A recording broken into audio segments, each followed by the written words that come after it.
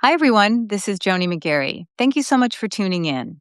Before we get to the show, I want to say a few words about a company called Crowd Health. I recently became a member of Crowd Health when I decided to no longer purchase health insurance. I was purchasing it on the exchange, and this year my sky high premiums were getting even sky higher, and the deductible was going to be insane. So I walked away, which is something that a few years ago or even a few months ago would have been unthinkable to me. But I found Crowd Health instead. Crowd Health is not an insurance company, it's an alternative to insurance. Crowd Health is a platform that enables you with a crowdfunding tool and also a suite of resources to effectively manage your healthcare costs. Crowd Health members pay a nominal fee of $60 a month to be a member, and then once a month, you'll be asked to fund somebody else's healthcare expenses.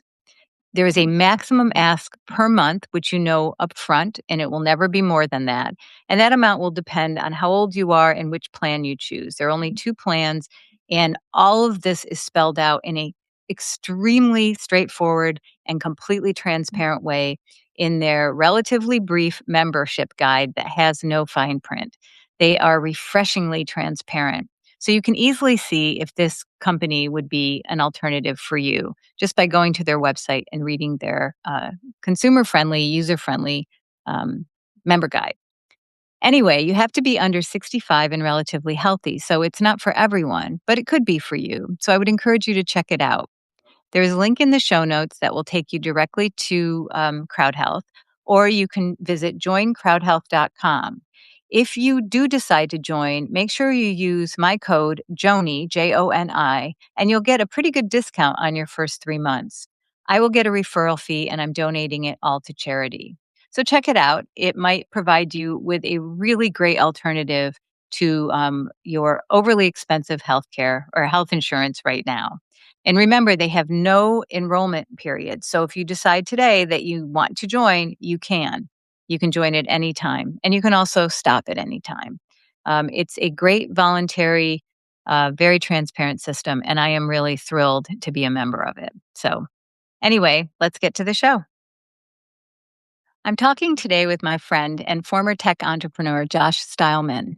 Josh is a terrific researcher, and he's been on a relentless search to figure out what exactly our reality really is. You may know him through his work on Substack, where he has written quite a lot about the topic I'll broadly describe as mind control, which one can argue informs how each of us perceives our world. Josh is interested in our mental sovereignty, our ability to think and evaluate what is real. If you are not familiar with his work, this will be a great introduction to how he thinks. And if you are familiar, you'll enjoy catching up with him to learn what he's up to now. Josh is someone who has opened my mind to move beyond Team A versus Team B and to embrace the practice of considering an idea, no matter how nuts it sounds, without necessarily believing it. I always have a great time talking to Josh, and I'm sure you'll enjoy this one. So let's get to the show. I'd like to welcome my friend Josh Stylman to the show. Thanks, Josh, for doing this. It's always great to see you. Likewise. Thanks for having me, Joni. Um, you are a challenging guest for me because there are so many topics that we could talk about. So it's challenging in a good way. I mean, you've been a friend of mine since when did we meet? Like 2021, 2022?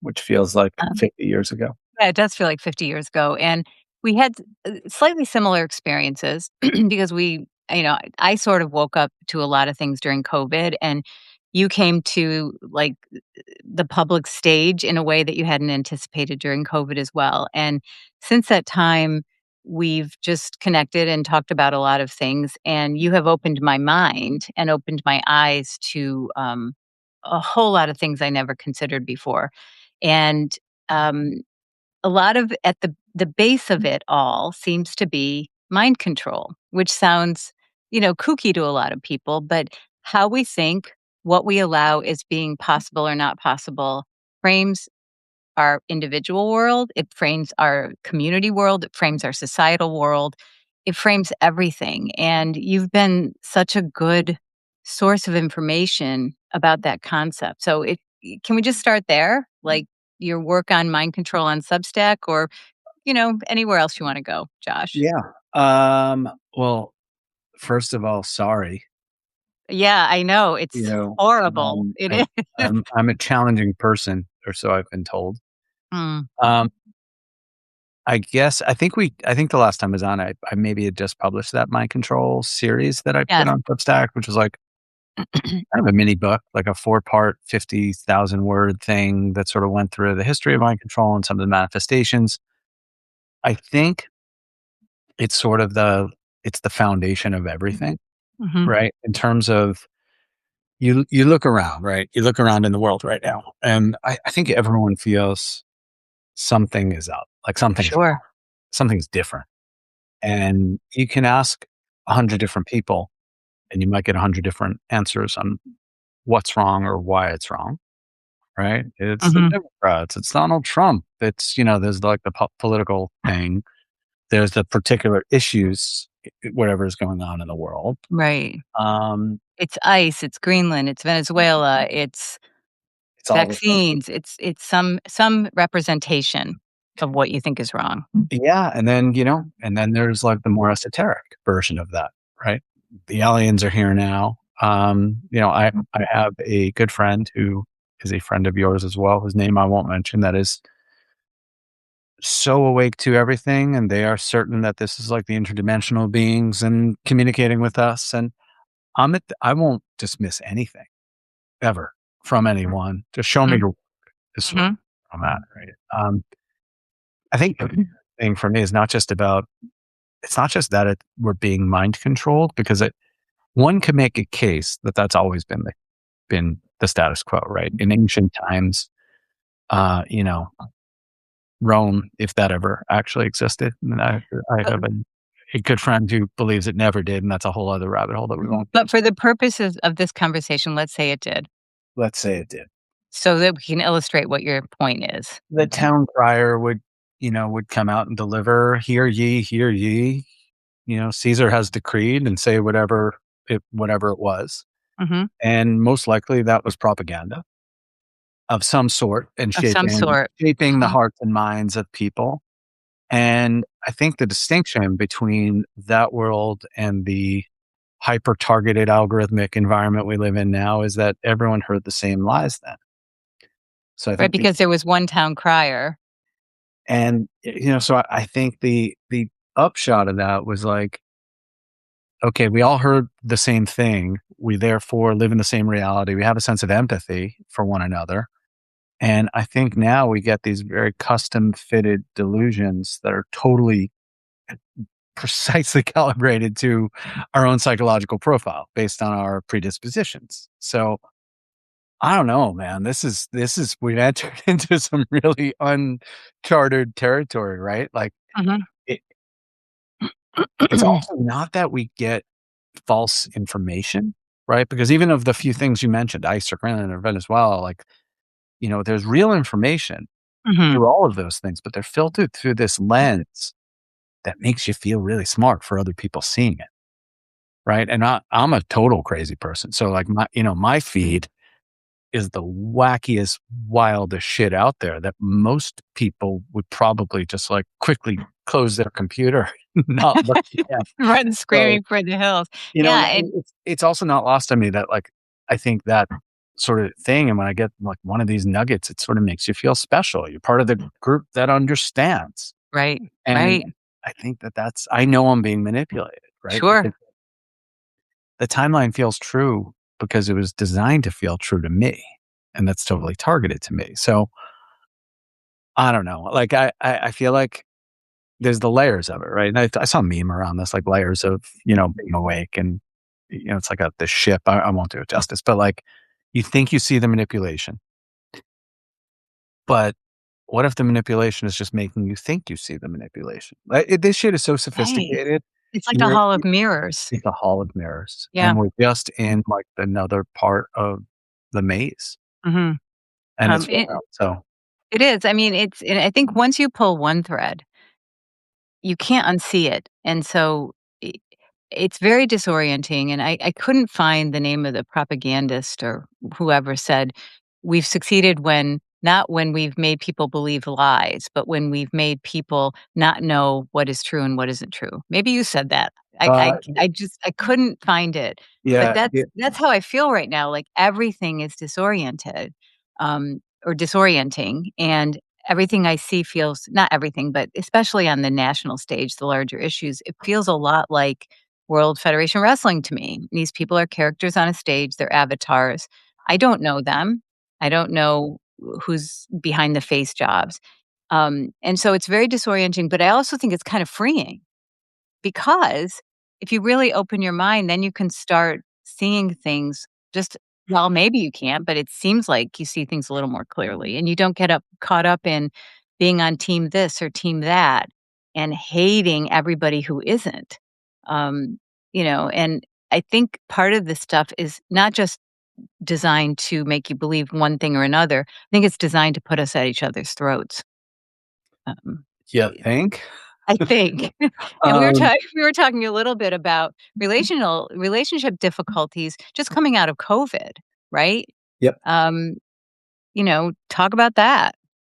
Yeah, well, a few quick things to respond to. So Sure. first of all, the quote you are referring to is, William allegedly, although it's a secondhand quote, allegedly, it's William J. Casey, who was the CIA director in Yeah. 1981, who Yep. allegedly said, Okay. "We'll know our disinformation program is complete when everything the American people believes is false." So I'll put Gosh. the source in the chat if you're interested. It's like an Thank you. NAACP thing. So I think we're there, right? Look at, and we can get into the relationship thing, but even like, pick any of the things you mentioned. I know for me, a big jumping off was the Charlie Kirk thing. Yeah, Um, talk about that. Within days of that, you ask a bunch of people what happened, and oh, it was Israel. Oh, it was radical Muslims. Oh, it was the left. Oh, it was some deranged, leftist. Oh, Charlie Kirk never existed. That's my favorite one. Obviously, he wasn't even a real person. So it seems like so much of this is designed to fracture, Mhm. right? So there was this, one of the MK Ultra doctors was a guy named Gregory Bateson, who incidentally was one of the, I think he was like the third husband of Margaret Mead, the famed anthropologist. Who's One like, before again, we but I'm sorry. before you go on, for somebody listening who might not know, just briefly tell, them what is MK Ultra, and then go on with your story. Sure. Your And I story. use MK Ultra as a catch-all, which I use it sort of like a, Q-tip sort of Or word Kleenex. for Kleenex, for Okay. all of the various institutional mind control programs that And by institutional, you mean, state. institution as defined by led by the state. And Mhm. again, we opened up, I wrote 50,000 words on this if you're interested. Right. I'll put the link in the show notes. It's excellent. So, But anyway, go on. this is not speculative. This was a very real thing that came over to the United States, into the intelligence agencies from the Nazi Party with Mhm. Operation Paperclip. The Nazis were legitimately working on this. It's an ancient practice of trying to control people's minds. And the MK Ultra program was a very real thing in the early 1970s. I want to say like 1975. There was something called the Church Committee, Mhm. where they revealed that they were actually doing this. Interestingly, then Senator Joe Biden was on the Church Committee. Um, but what they revealed was that allegedly from like 1953 to the mid 60s, yes, the United States government, led by the CIA, were working on ways to control people's minds. They said that they stopped doing it. So anyone with a functioning brain has to ask themselves, if the government had the capability to control the thoughts of other humans, would they willingly stop doing that? I Yeah. would say no.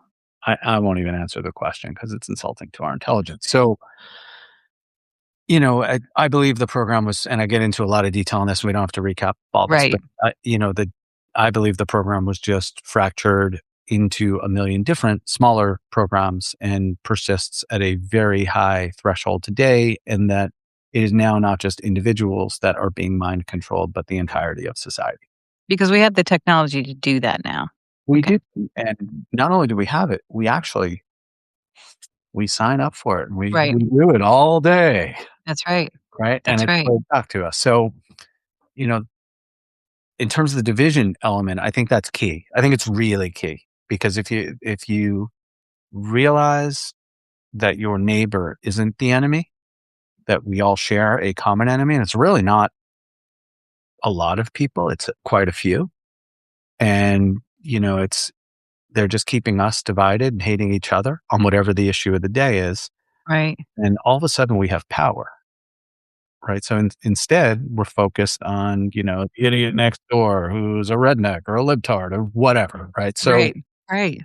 that I started mentioning Gregory Bateson, who was, and this was one of these like mind blowing things to me that he was this MK Ultra doctor. He coined a term, I think he coined it, called schismogenesis, Mhm. which is literally the creation of rifts within societies.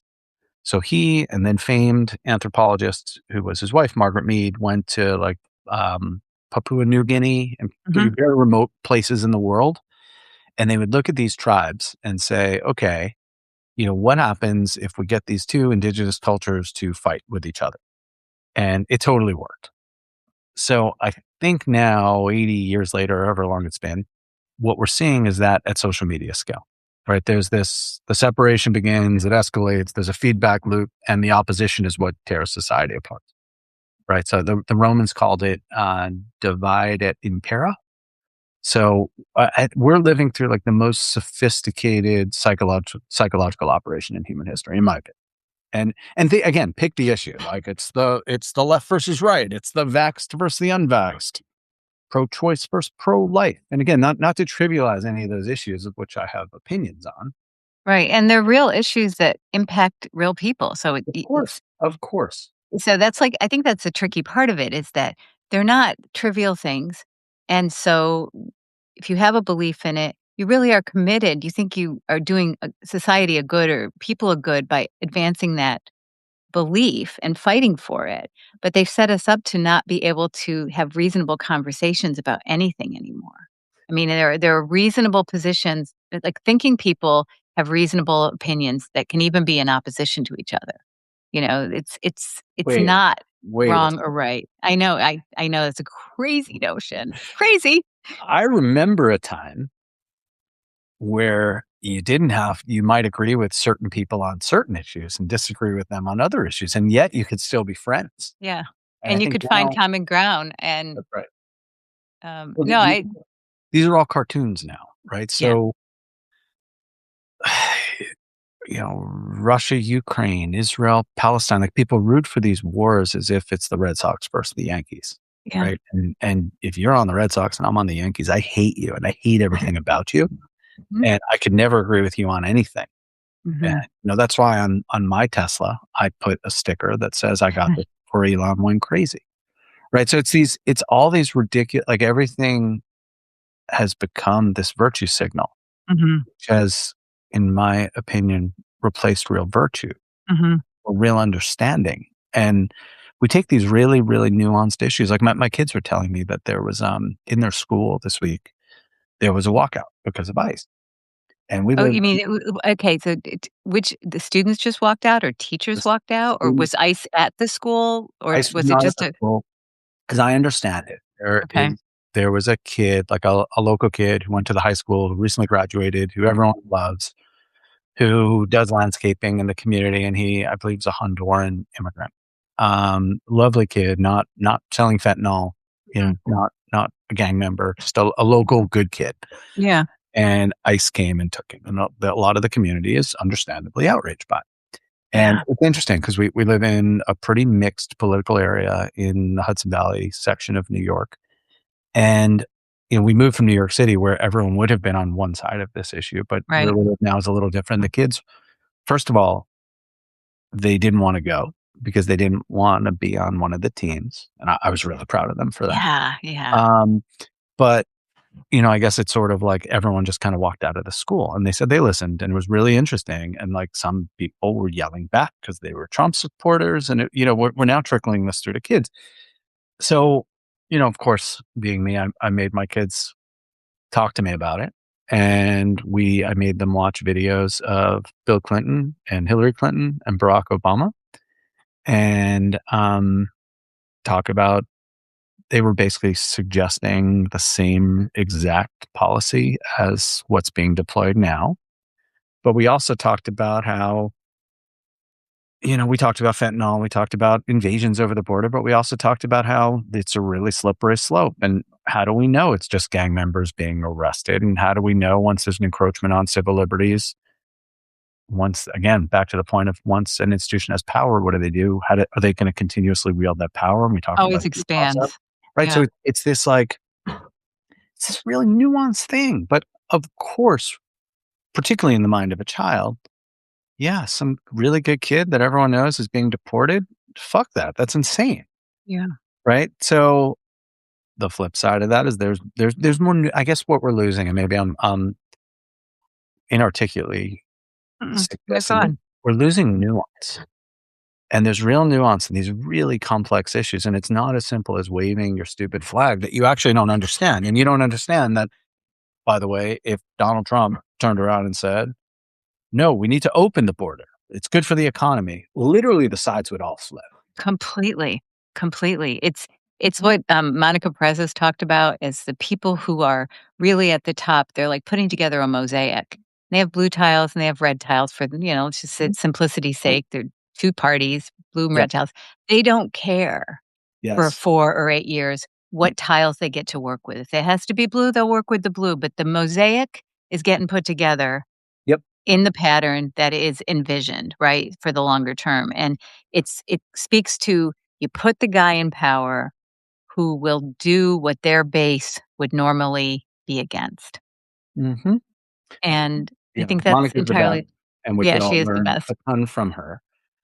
Yeah, and so I that's how I view everything now. I mean, like, you're just against that because, like, I think about the whole ICE issue, and I think it is incredibly complex, but then I also pull back the camera on that and think, "Look, if they really wanted to do this in a way that would unify people and take care of whatever the ostensible problem is, removing people who shouldn't be here that are criminals from our society, which not everyone supports, by the way, which I don't understand. But if you did support that, our government would be capable of creating a team of highly trained, like think Navy SEAL trained people to go into communities and get this done without elevating violence, tension, ham-handed approach, people who could de-escalate conflict and violence, who are trained to do that. Like these teams of people exist and we can do that. Why it why aren't they sending those kinds of people out to get this job done? It begs the question, is it another tool under the banner of we're solving this problem? Is it another tool to foment violence in the streets? It occurs to me. And it's Yeah. something I never would have thought of Yeah. had I not woken up during COVID. This is why I mentioned Gregory Bateson, because I'm pretty convinced that that's what's happening. And I think it's less a matter of which side is right and more about who benefits, right? Once we're in the predictable camps and insert whichever flag is, Right. suitable to your taste. And then change Yeah. the flag when you're told That, that it's a new that's what I mean. flag. The other than changing the Department of War to the Department of Defense, which now reverted back, I think the greatest rebrand in marketing history.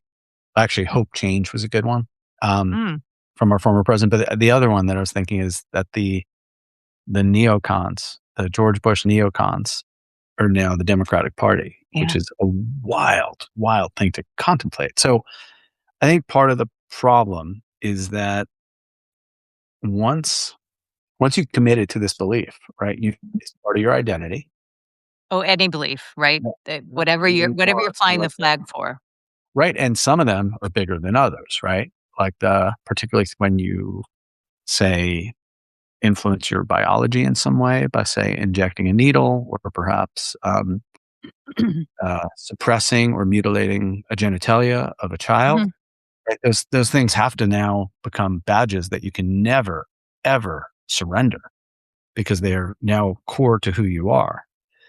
Because you've So you've crossed a Rubicon. You cannot there are certain things you do you cannot unwind, for better or that's for right. worse. Right. Yeah. So I think, and if you do, and let's say someone challenges that belief, I think these people are no longer being stubborn. Like there's some neurological threat response that's going on inside their brain, and they're they've prioritized social acceptance over truth. And the ramifications of that is that, rejection of that, if they change their mind, would be they're out of the tribe. And I think the system exploits that. I mean, Sure. I won't get into my whole story, but we saw it firsthand. You saw it firsthand in your We social both circle. did. Yeah. And I continue to see it, which is kind of mind-blowing. We talked a little bit about that too, but I don't think people, necessarily sit down and say, "I don't wanna be rejected from my tribe, and I'm not gonna." I think it's more unconscious, or subconscious, whichever the thing would be. It's self-protective, you Yep. know? You and I had a friend when I was during the whole pandemic thing, and I was talking to her about something, and she said, "Look, if I can't pick up the New York Times and watch Lester Holt every night and be okay with that, I don't know how to live." Like, I'm paraphrasing, but I don't want that other reality. I have to believe these sources. And I get that. Like, you don't wanna just pull that string because everything unravels. It makes sense. I'm glad I pulled the string, but, Yeah. it's not for everybody, right? It's It's just definitely not, and it could be really lonely. yeah, If you think about the fact that we live in a culture where we outsource, particularly in urban settings where a lot of this, what I'd argue is mind rot exists. Um, you are we outsource our food, right, with DoorDash or whatever. We outsource our transportation, and we could just get on this app and have someone pick us up. And mhm, the media is a manifestation of outsourcing our thinking. mhm, So, yeah, I need the TV to tell me what to think. I had someone very close to me here, like when RFK was still running for president. And I remember just talking about, and whatever your opinion on RFK is, whatever, it doesn't even matter. But this person was like, his own family hates him. And there was like literally, I'm like, yes, I saw that in the New York Times yesterday as well. That, yeah. so it's literally it's the meme where the chip goes in the head and like Yep, the instruction goes out, and it's the new talking points, right? right, and you can even say, like, that, his own family hates him. What does that even mean? First of all, do they really hate him, number 1? And number 2, even if they did, wh what difference does that make? Like, you know what I'm saying? Like, they're not even saying, "Oh, his own family hates him." Does this really make any difference to how I should approach this person intellectually, how I should think about him. Yeah. But and so it's yeah, I totally get that. And I'm not again, I it doesn't matter what you think of Bobby No, it Kennedy. doesn't. It It doesn't. doesn't And matter. It's just an example. It'd be, that's right. you But you know, touched on the more personal ones, right? Like, because again, these public figures, that's a whole conversation unto itself. oh gosh, it's like they're avatars. They're avatars. Like They're actors on the stage, they and don't they don't care about you. You've never met them, and yep, yet you will allow them to sever your family ties, to yep. sever your friend ties. But anyway, go on. It's the hero and the villain, right? It's both of them, and Right. we've watched it break people. But on the very local, small scale, it's also like I have several friends whose children now see cardiologists, and Oh, this was not a normal thing 6 years ago, right? It was, or if it was very unusual. I'm not saying there weren't any pediatric no, cardiologists. there were, of course, but It was very it was unusual, very really, rare. it was a big deal. One of them has acknowledged to me that he and his wife know it was the shot, and the others don't talk to me anymore. And it's because I think once you've acknowledged, it's not, how do I say this? It's not like an intellectual update, right? You're confronting the unbearable possibility that they may have harmed the person that they theoretically love the most in the world. Right. No, I get that. Yeah, I so get that. admitting that cost is completely psychologically prohibitive for them, right? The cognitive dissonance is so big, you have to take that lie to your death. You have to suppress it deep in your Mhm. psyche and never ever acknowledge that that happened. So I don't know. I think also it's like the people the most resistant, Wait, it at broke least up a little bit there. Say that again. You hello, glitched. hello. Can you hear me now? I can. The people I that can you're a little I can blurry, but switch networks. Yeah, try it. I'm gonna switch. Give me 1 second. Uh, Okay.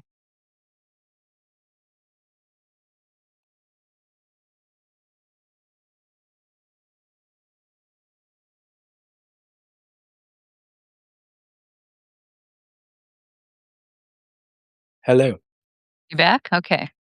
Are you back? I'm back. Okay, we can, I'm back. Um, no, I was just saying that the people who seem most resistant, at least in my experience, is the people that have the most invested in the status quo, mhm, right? So my quote successful friends are, you know, it's almost like they have such a deep investment in the system that if in fact they acknowledge what's happening, then they have to talk about their own culpability.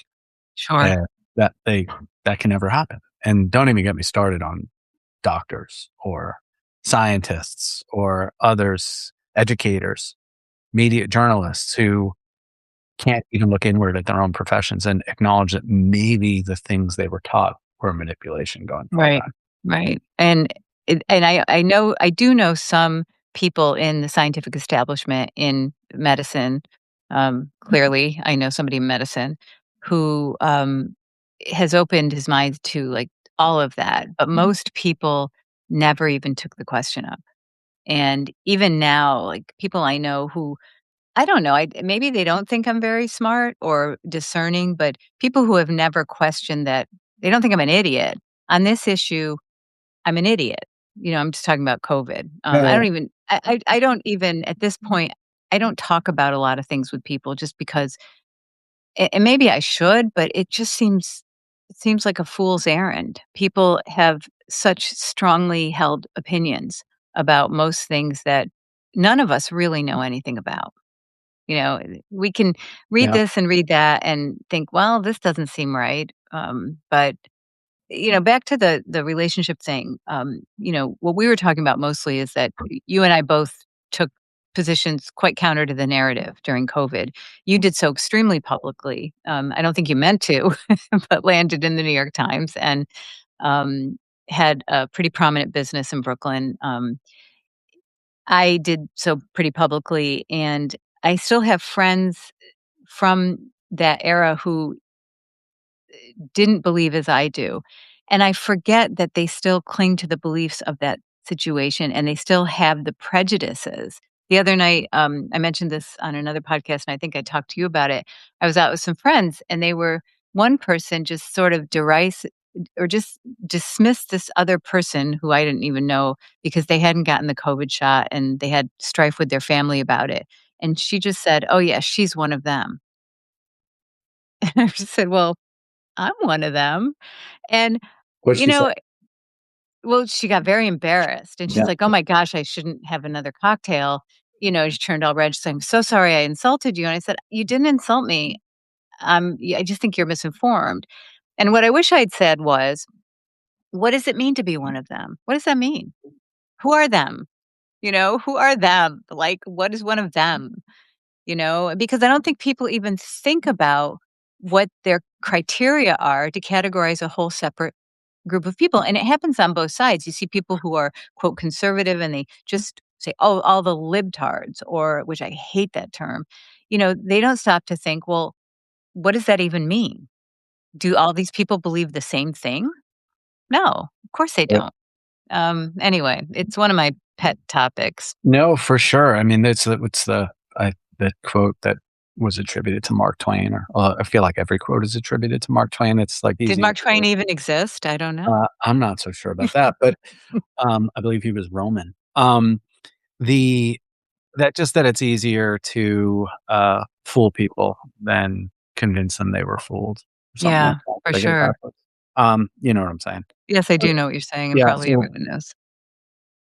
it's no none of these people even have a conversation with me, and they've just moved on, right? They're Yeah. like 6 flags later.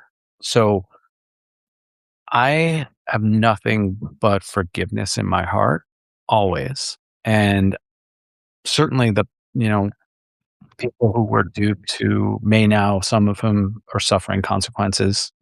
Awful. It's horrible, but, I forgive them.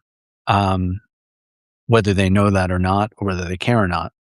I'll never forget, however. I'll never Yeah, forget yeah, that, in some cases, decades-long friendships just ended, yeah. and literally in most cases was this, right? It was just hold your ears and not even listen, and I'm, like, trying to provide research and, things, and we're saying things like, "Hey, I read the trial data. They never tested for transmission." Well, that can't be true. This would never make sense. What But I read we're the not trial data. right, It's and as public just record. yesterday, yeah, what's his name? Redfield, the former CDC director, was on a Mhm. panel, I think at Davos, and acknowledged that they never tested for transmission. As I understand it, that was the root of the whole mandate thing, The whole campaign. which was what, quote, radicalized people like you and I, was Yeah, not even just not the drug itself, but the requirement for people to take an experimental gene therapy that was not right. tested. So, Which now they will tell you nobody was forced to get it. yeah, I heard Which Justin Trudeau which say that. right, Yeah. and which you can say on some level that is true, nobody was held down and injected, but you have a job and a family, you're a young person, you wanna complete your education, I mean, we could go on and on, First rule in Nuremberg: informed consent without right, coercion, and right, Nuremberg matters, yeah, I mean, so no, but these people have all moved on, and yeah, my feeling is, and you and I are different in this regard, like, I would not, that person would have had another drink, and they would not, they would either have come around or never spoke to me after that comment, because oh, because I would have forced the conversation because I'm a confrontational person, not in a aggressive way, as you well know, mhm. but No, you never you're always, I very, um, gracious. I try to be, and, Mhm, sometimes more than others, but, like, I would have forced that conversation and said, "Well, not just what do you mean, but, like, are you not aware of X, Y, yeah, and Z? And yeah, let's have a free flow exchange of ideas, and by the way, maybe I'm wrong. I know in this case I'm not, but mhm, maybe I'm wrong, and how do I ever change my perspective if I don't hear someone else's perspective?" I think that this goes back to the fractured reality thing, like, we all live mhm. in an information bubble. Lester Holt is not gonna tell your friend that he got on TV, and he was either misinformed and parroted the lie, or Right, he straight up lied to them, right? right. So, it's mind numbing, the level Yeah, of gaslighting that goes on and not just for this issue, for for for every every issue. issue.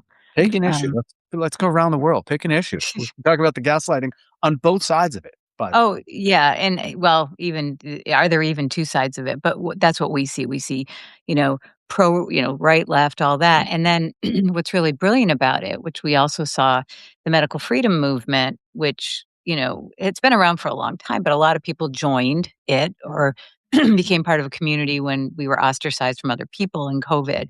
But then October 7th hits, and that community fractures. I mean, people Oh, yes. I mean, I mean, you're in a lot of chat groups, you see all sorts of different points of view, um, and now ICE, and then all of the other things, it's one fracture after another, and the fractures just keep getting tinier and tinier until we're all just in our own bubble. Yeah, I haven't been writing a lot lately because I've just been busy, and I've also been, like, a little bit, like, "Doesn't matter at all. Am I just talking?" Yeah, there's a But disillusionment. I have I a wanna talk about that too after, but go on, you haven't I been no, writing. I have, like, a dozen 80% written pieces that I just haven't finished and haven't gotten around to, and one of them is about sort of the sort of Zionist thing, and because I watched, like, the 10/7 thing was wild because there was this beautiful, natural, organic coalition that had formed around people who were really, I would argue, like, would never even know each other otherwise. Right, and who came from such different points of view, Yep, who maybe had never stood up to be, in part of a resistance, yep. and it was like refugees, and Yeah, it really was beautiful, it was very open. I'm in this one chat group of this group of people, this lovely group of people who had, like, New Yorkers, people all in New York City, some of whom, like myself, have left, but all and some of them became like all mostly like not me, but mostly ostracized by their families because their views on COVID. And some, Mhm. they got together in real life. And I went to a couple of these meetups and lovely, lovely group of people. Um, and I remember 10:07 in the morning, like, my wife looked at me and she's like, "Oh no, whatever happened in Israel." And I'm like, "Oh, great." I immediately was like, "Oh, this is going to be really bad." And literally by that night, it was like everyone reverted to their priors. It's like, I hate you now. Yeah. And people quit the board in a huff. People became enemies. And I've watched that like trickle through in some Yeah. of the, medical freedom circles. There's one group that you and I are both involved in where it's like taboo to even talk about the Middle East Right. as one thing in like a group of free speech, people. And it's not even like a rule that you can't. It's more just sort of understood that that will be a bomb on the group and undermine the work Right. because there are certain things that people just can't get past. And I don't know what those things for me, my aspiration, I don't know if I've achieved it. My You're aspiration, glitching a little bit. I don't wanna miss this part, so oh, it was you're f so interesting. no, say it again because you glitched and you froze. So your I'm just, aspiration am I back? I think you're back. All right. Um, Okay. You said your I, I, aspiration. I figured it all out and it was really profound, but I forgot. I'm just joking. I was saying my aspiration is like, there's no sacred cows, right? I've kind of reopened the Yeah. book on everything I thought was closed. Mhm. There, I know that I thought I understood certain truths to be indisputable, but after zooming out, it's like, well, actually, I don't know it's true. I know I was told that and taught that at a young age. Mhm. So I don't know what my hot button would be. I haven't figured it out yet. I mean, Yeah. you could tell me pretty much any topic I have to consider, right? And like, I think the art, right, and our mutual friend, Mark, gave me a suggestion a few years back that I've really tried to use as a really important exercise, which is consider an idea without believing it. If you can do that, if you can open your mind to just considering that something could be true, right? The earth is not a spinning globe. Dinosaurs never existed. We never went to the moon. Vaccines are bullshit. There are no nuclear weapons. There are no nuclear weapons. Joe Biden is a guy in a mask. Donald Trump's a time traveler. By the way, these are all things I do actually have come around to believe. But if if you can just practice this thing of just putting in your mind that these are possibilities, and is Mhm. it possible that if the entire framework of the education system, which if you've gone into the roots of it is totally about compliance, was Sure. just I mean, now you just look at the history, it's possible. it's Even as people employed in it and yep. designing it now would be unaware Mhm. because you're swimming in the ocean, you don't even know it. That's right. So, yeah. So, but if you can extrapolate that logic and ask yourself certain questions like, well, if they lied about this, what else would they lie about? Well, Right. the answer turns out to be everything, Mhm. first of all. And then second of all, you have to zoom out and say, well, it must be really important if they would go to such great lengths to lie about this thing. What the hell is the truth? Right. And I don't know. I've made it sort of, I don't want to say my life's work, but certainly it's been an obsession for, going on a half decade now of like, you peel back the layers and you're like, oh, well, holy cow, look at that thing and look at that other thing. And I'm now at the point of like, I'm so, someone tries to talk to me about politics and I want to vomit. It's more just like, where are we and who are we and where are we headed and what's Yeah. possible? And are we beings that have the ability to touch the divine? And has that been suppressed? So I And don't know. why wouldn't we be? And if we're not, what are we? And I think it's interesting when you talk about this, if to an uninitiated person or who hasn't been able to consider ideas without believing them or dismissing them out of hand, um, a lot of the things that you bring to the fore are based on actual, like, they're either actual government documents, they're based on factual stuff. They're based on evidence, not and you're able to, do a pattern recognition and see patterns over time. So it's not like you're sitting around making stuff up or having kooky thoughts. You've been brought to this open-mindedness based on evidence. And most people can't look at the evidence. Well, it doesn't they don't know it exists. And I only go a certain way, right? I mean, everybody has their border that they don't cross at a certain point in time. Like, I believe this could be possible, but that can't be possible.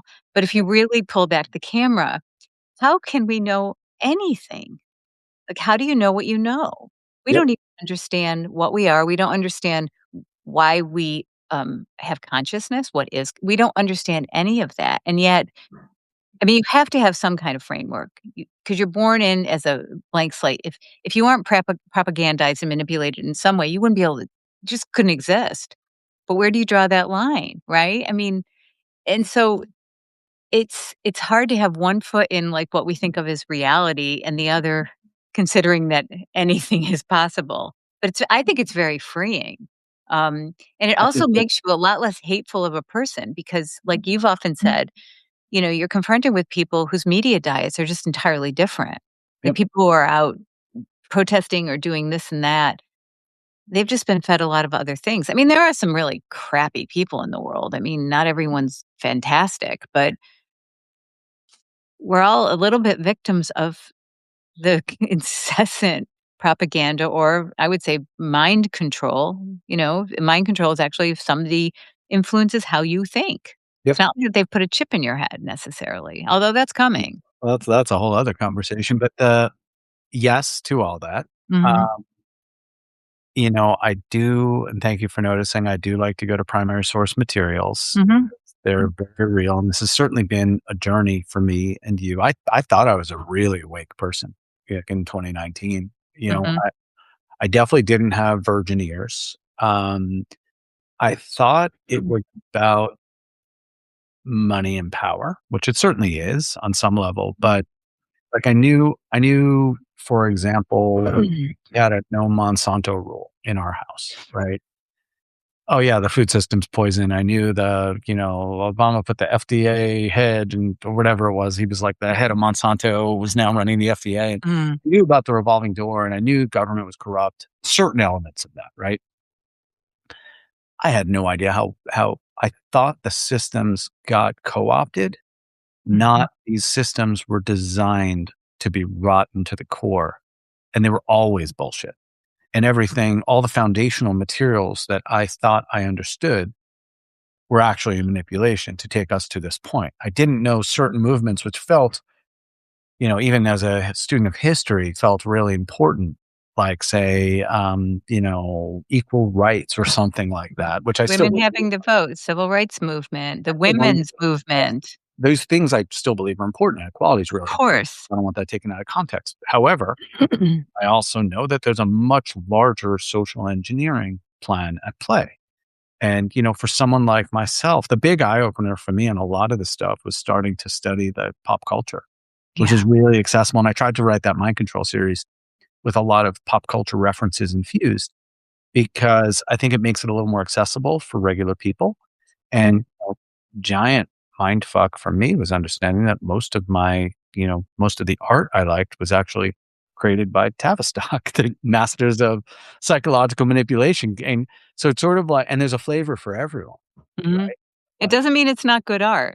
It it's doesn't amazing mean art. It's that tested by the best, scientists in the world elicit an emotional response from us. It's Sure. incredible art Well, from, and it's also now it's so subtle.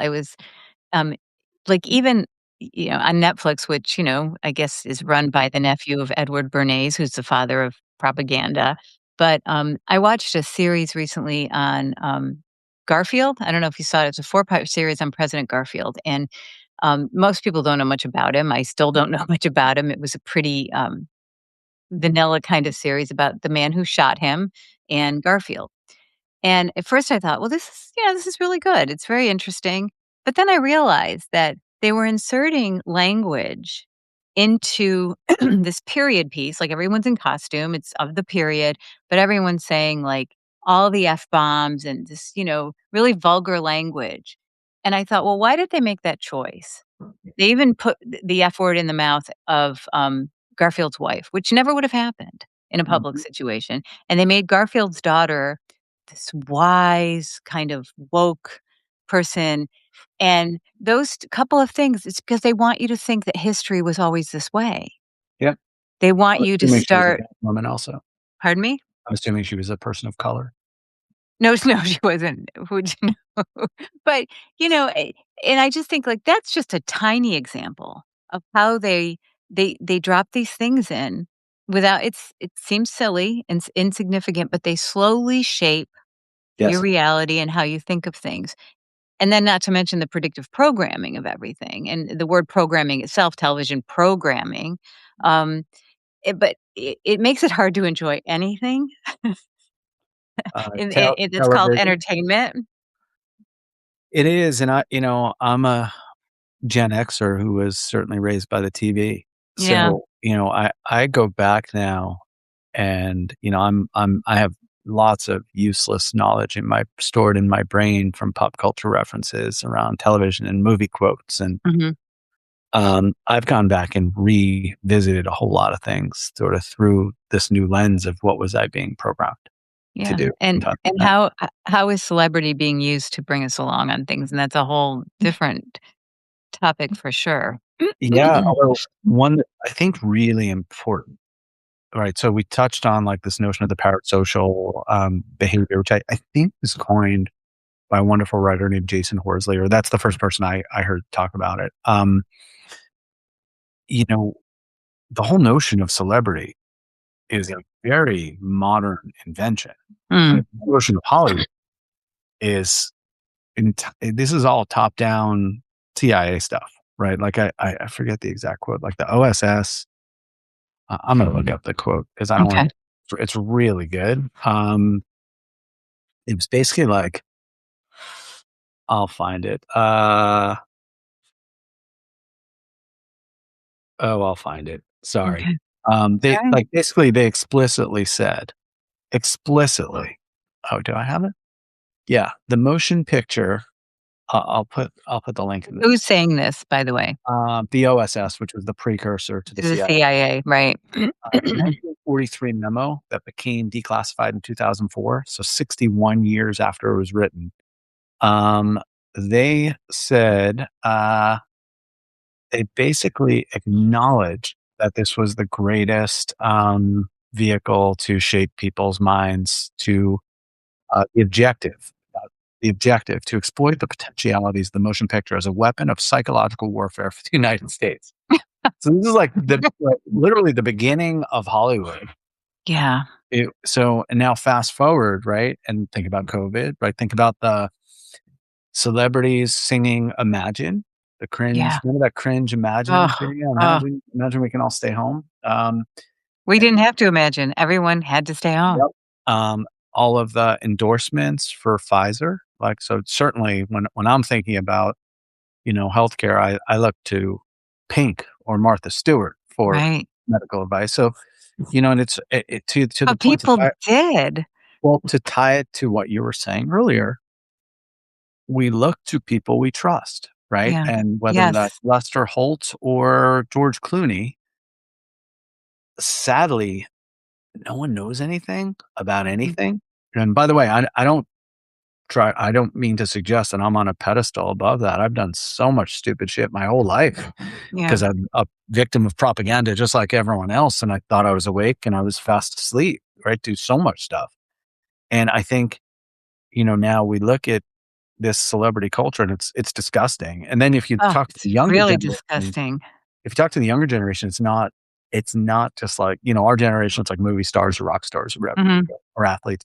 You're the younger generation and it's like YouTube celebrities. So yeah, the level, and you can certainly admire someone's talent or their work of ethic course, or, the execution of things they do, but kill your idols because yeah, most likely they're, this is going to be really cynical, but most likely if someone is on the stage, like the global stage, they were selected and put there. right.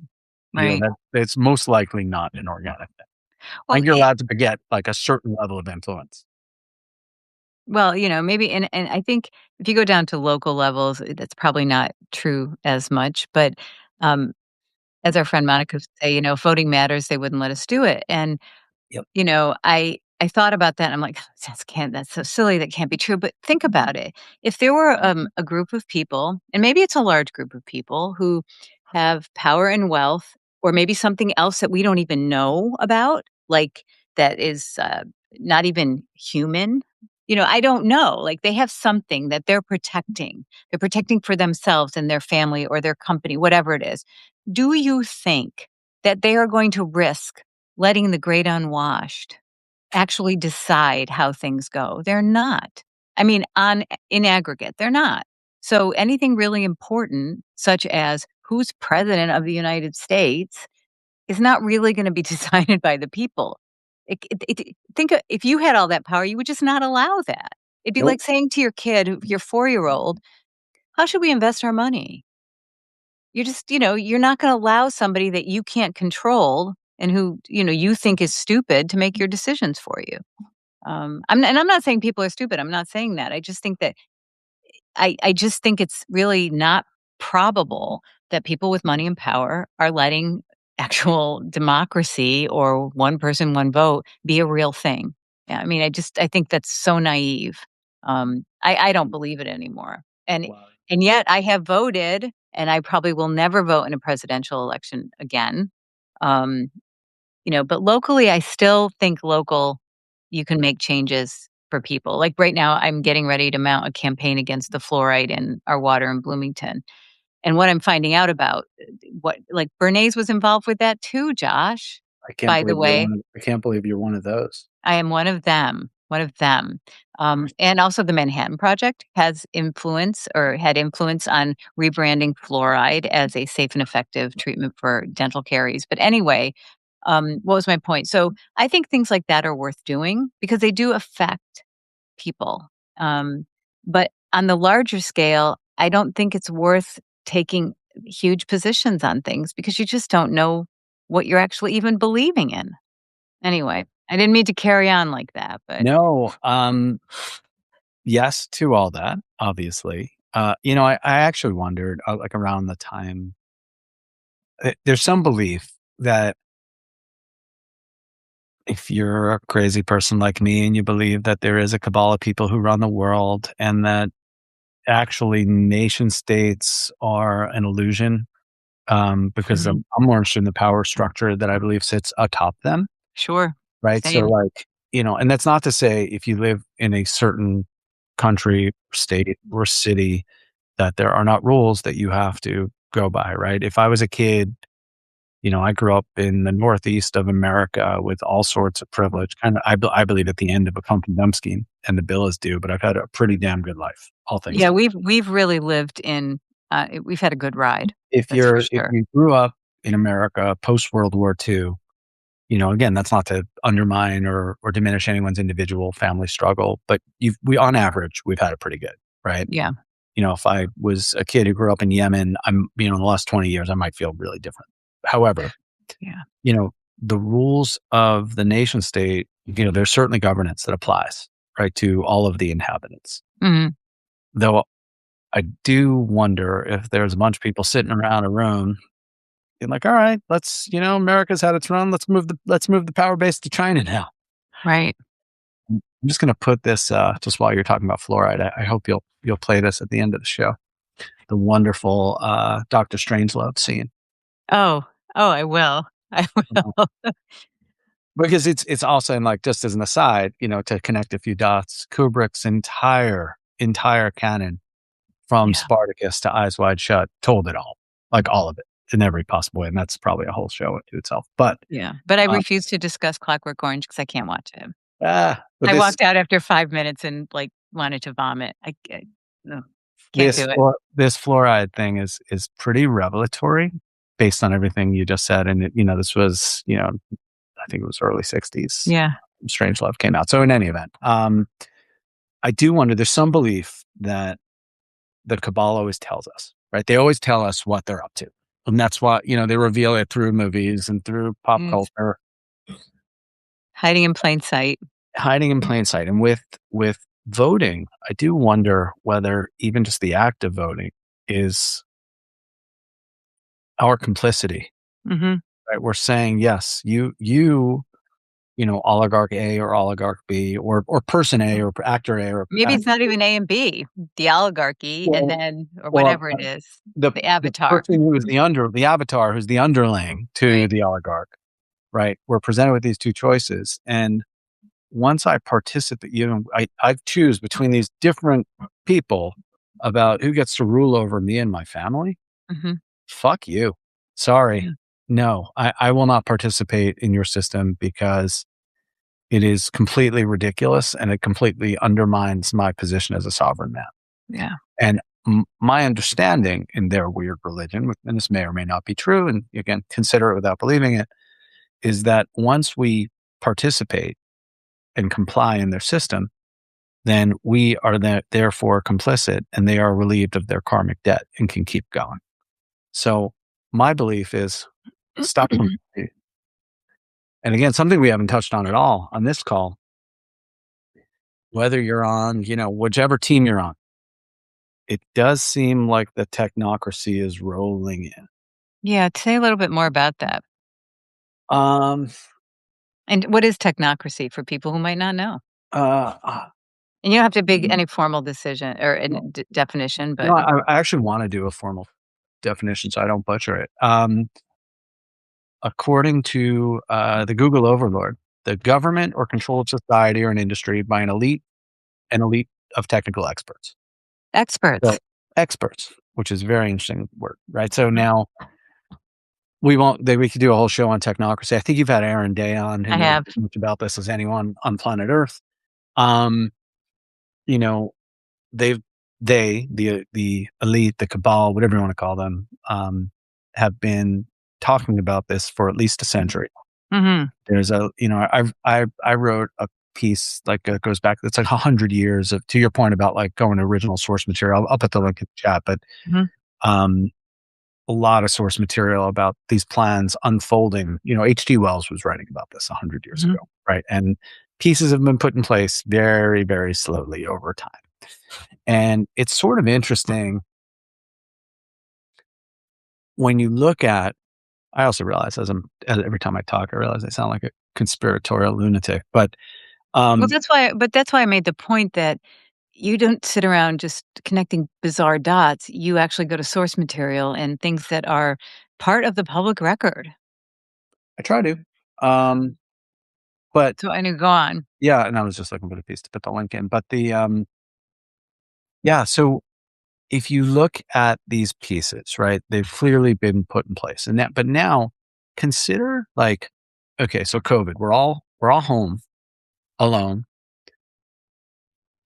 We're now communicating the way you and I are right now. Right. It was, not totally foreign in, the before times, but certainly became ubiquitous in 2020 and beyond and is now a part of many people's everyday lives. Well, I know somebody that I love, this little kid who has play dates on Zoom for no other reason that it's more convenient for people, Yep. and it makes me so sad. It's a cool thing as an add-on, not as a Not as a substitute. right, right. Right? So like my kids, one of the nails in the coffin for us in leaving New York City, my kids went to school like when the world reopened in 2021 in our very progressive Brooklyn-based school. The teachers were presented with an option of if you don't feel safe, you don't have to come back. So my then fifth graders showed up and they were going to a classroom. They'd put on headphones. Their teachers were in California, Oh, stop. and there was an adult sitting in the room, but they were still on Zoom Oh my god, that's so sick. learning. Sick, It sick was and wrong. it's insane, right? So, Yeah. but that's sort of a whole side thing. But Anyway, yeah, I didn't mean to get you no, sidetracked. no, it's all good. That's not hard to do, as you well know. And another thing, during that time or coming out of that time, right? So though, we got remote school, remote work. We also now have fast forward, and there's been like, I don't know, 3 years, the proliferation of ChatGPT and the like. Mhm. So now we've got these AI tools, right? They We've got came on they came on so fast, yeah, they did. and they have progressed so fast, and you and I were talking about that a little bit before we came online. And I initially resisted them. My thought was I can't use these tools because they're going to suck my soul. I think the last thing I published was about this. That and then I'm like, oh no. First of all, I'm already using them. If you use Google or you call an 800 number, you're using AI. You just don't know it. Yeah. Second of all, and in my case, more importantly, my kids are going to use these tools, so I have to learn how because I have to teach them the opportunity is the threat. And also, you're at like a huge disadvantage if you're not deploying them in some way. So the question is, how do you use the tech before it uses you? Or can you use it without it using you? I don't know. Yeah, I it's don't know the answer to that. And again, I'm like, in another life, I wish I was Amish. But I think for me, I'm a creature of modernity. And I do believe that ship sailed. I try to connect with nature and do all those things. But like, but we are where we are. I'm a modern creature, like through Yeah. and through, right? I'm a white collar worker, right? Well, So, like, you were a tech entrepreneur too, I so was a it's tech not like entrepreneur. these things are very real to you. I was in the search engine business for a really long time. So I feel like in some ways I worked at a company called Ask Jeeves. And, my longtime business partner and childhood friend and I were talking the other day about this. And like we had a long term vision was what we called Star Trek Jeeves. And for anyone listening who might not be old enough to remember, Ask Jeeves at one time was the largest search engine in the world. Right. I Until remember when it came on. It was until Google kicked our asses. So there's a whole I could tell you a whole longer side story about when we almost bought Google and it was a whole thing. But we talked about Star Trek Jeeves was essentially what these AI tools are now. And it seems so far off in the future. And like the future is here right now. yeah. So and I know everyone keeps talking about like there's, the hostile scenario of AI is one thing and the jobs is another, which is super interesting. Like, before we were born, like there was the industrial revolution, right? Famously, led to the disruption of blue collar jobs. Mhm. I don't know that we've seen anything like that with white collar jobs. Like Right. I'd hate to be a paralegal right now, for example, Right. or any. Some of these tools There can just and within a year from now, oh my god! And by the way, we're not even at the robots yet. But right. I think the subtler threat. I try to think a lot about just what I call cognitive liberty, right? And the ability to control back to mind control, like the ability to control Right. our own thoughts and our own beliefs, right? Well, and So the ability to continue to think. well, that's it, right? And I Yeah. think that's the really subtle threat, right? What happens when we're so subordinate to these systems and we don't even recognize it, right? And the shift commodifies cognition itself in some way, Mhm. right? And it like strips our essence. And now I'm just parroting the Kubrick thing I sent you about fluoride because it Mhm. is that essence of humans that make us unique and Mhm. interesting, I believe. And And it's an intangible thing. yep, It's something I don't know, if some people would call it a soul, I don't know. But I think just using AI a little bit, it makes your mind lazy, yep, and I think it's really tricky. And you were talking about, you've discovered some new tools on it that sort of are just mind blowing. It's how yes, efficient and fast it can work. I don't yeah, want to rely on those things, but I get no, it. I mean, this is where definitely we not. are. Well, I think there's a question of like, is there a way, like in the, the when I was just looking up the tool we were talking about right before was the new Claude work thing. Mhm, Anthropic has a tool that basically lets you, if you give it access to your desktop, it can like be your whatever and do things for you while you're in the background. And there's some it's like element a of that, tech assistant, or right? a, Like, or maybe it's something more, right? And I think about when these iPhones first came out, most people were like, "Oh, it's a phone." And that like when there's a new technology, you can't imagine even the use cases because you've never seen them, right? Most people can't even get their head around that. Like I think this tech, it's certainly the third epoch, right? That is like, the internet, mobile. If you weren't alive in the times before the internet, right? My kids can't imagine that, like, they're arguing about something. It's like, "Well, I'm gonna Google it." It's like, Right. well, there was a time when, like, I remember having to go to the library. Right. I used microfiche. So, Right. there And home lines. and home lines and not walking around with a powerful computer in your pocket all day. Right. So, there will be a generation that does not understand There is a that generation that does not understand. there certainly will be in 5 years from now, the kids that are 4 years old now, right, or 10 Yeah. years from now will never remember life before these AI tools, and we have no idea where these tools are going. And I do think this technology in 50 years will be looked at the way we think our generation thinks about, like, electricity or maybe the wheel, right, or fire, and I don't think that's hyperbolic. No, because in 50 well, 50 years from now is not the same as 50 years backward from now.